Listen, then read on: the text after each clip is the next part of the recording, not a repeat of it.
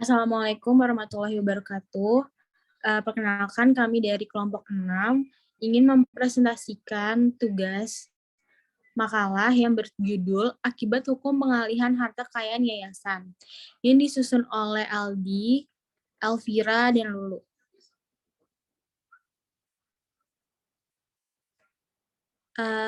Kita masuk ke latar belakang. Yayasan merupakan salah satu lembaga berbadan hukum yang bersifat sosial.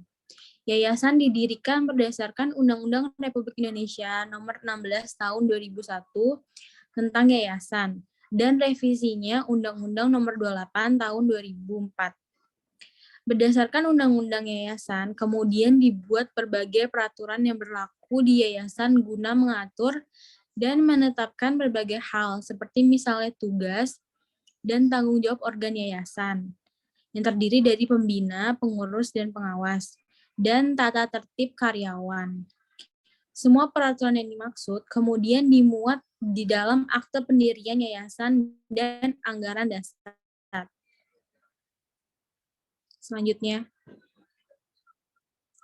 pengertian yayasan.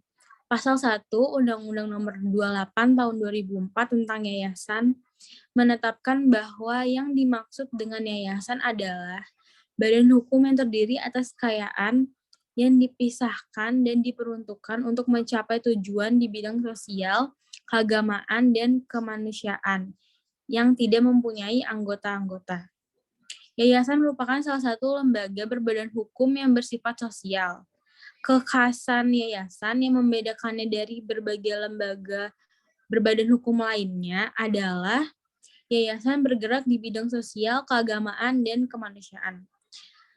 Selanjutnya akan dibacakan oleh Aldi. Baik, saya lanjutkan. Muatan utama yayasan berupa materi-materi pokok yang patut dipahami seperti berikut. Yang pertama, hakikat dan tujuan yayasan. Kedua, syarat-syarat pendiri yayasan. Ketiga, anggaran dan perubahan anggaran dasar yayasan. Keempat, yang terkait dengan harta kekayaan yayasan. Kelima, organ-organ yayasan seperti pembina, pengawas, dan pengurus. Keenam, pengurus laporan tahun yayasan. Ketujuh, hal-hal yang terikat dengan pemeriksaan terhadap yayasan.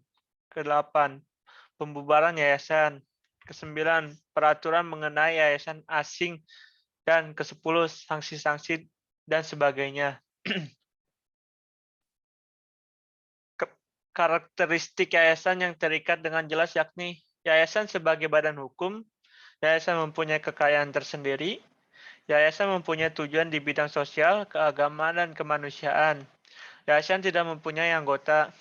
4 karakteristik tersebut mengidentifikasikan yayasan dan membedakan yayasan dari berbagai institusi sosial lain. Kekayaan yayasan berasal dari sejumlah kekayaan yang dipisahkan dalam bentuk uang dan barang pasal 6 ayat 1. Kekayaan yayasan dapat diperoleh dari 1. Sumbangan atau bantuan yang tidak mengikat. 2. Wakaf. 3. Hibah. 4.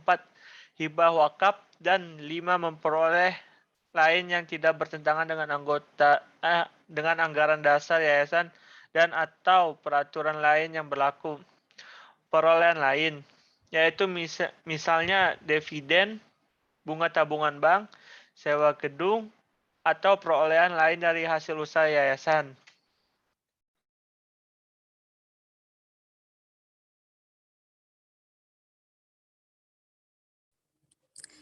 Selanjutnya, akibat hukum pengalihan hak kekayaan yayasan. Pengertian alih aset yayasan secara sepihak termuat di dalam Undang-Undang Yayasan Pasal 5. Undang-Undang Yayasan menandaskan seperti berikut. Kekayaan yayasan baik berupa uang, barang, maupun kekayaan lain yang diperoleh yayasan berdasarkan undang-undang ini dilarang dialihkan atau dibagikan secara langsung atau tidak langsung kepada pembina, pengurus, pengawas, karyawan, atau pihak lain yang mempunyai kepentingan hidup terhadap yayasan. Dengan perkataan lain, ketentuan tersebut melarang anggota organ yayasan yang tidak boleh mencuri kekayaan yayasan, karena apa saja yang merupakan kekayaan yayasan adalah milik yayasan, bukan milik organ yayasan. Perbuatan ahli kekayaan yang dilakukan oleh pembina yayasan yang berarti pembina yayasan mencuri kekayaan yayasan karena mengambil tanpa sepengetahuan yayasan. Jadi, jika pembina yayasan mengalihkan kekayaan yayasan secara sepihak tanpa sepengetahuan yayasan, maka secara sederhana dikatakan bahwa pembina yayasan mencuri kekayaan yayasan karena ia mengalihkan atas kehendak sendiri atau tanpa sepengetahuan yayasan, yakni ia mengalihkan secara sepihak. Akibat dari mencuri adalah pencuri dikenakan pidana paling lama 5 tahun. Juga dikenakan pidana tambahan berupa barang curian dikembalikan kepada pemiliknya. Pembina dikenakan pidana penjara paling lama 5 tahun dan wajib mengembalikan kekayaan yayasan yang dialihkan secara sepihak. Kesimpulan. Undang-Undang Yayasan Nomor 28 Tahun 2004 mengatur kekayaan yayasan dilarang untuk dialihkan atau dibagikan secara langsung maupun tidak langsung, baik dalam bentuk gaji, upah, maupun honor, atau bentuk lain yang dapat dinilai dengan uang kepada pembina, pengurus, dan pengawas. Sebagaimana dimaksud di dalam penjelasan pasal 5 ayat 1 Undang-Undang Yayasan, termasuk kekayaan yayasan sepenuhnya adalah hasil kegiatan usaha yayasan. Pemberian gaji, upah, atau honor kepada pengurus yayasan yang tidak memenuhi syarat pada pasal 5 Undang-Undang Yayasan dianggap telah mengambil atau mengalihkan kekayaan yayasan dan itu termasuk sebagai tindak pidana.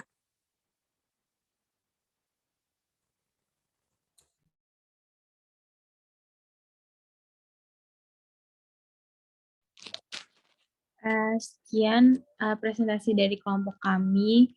Mohon maaf bila ada perkataan yang tidak disengaja. Terima kasih.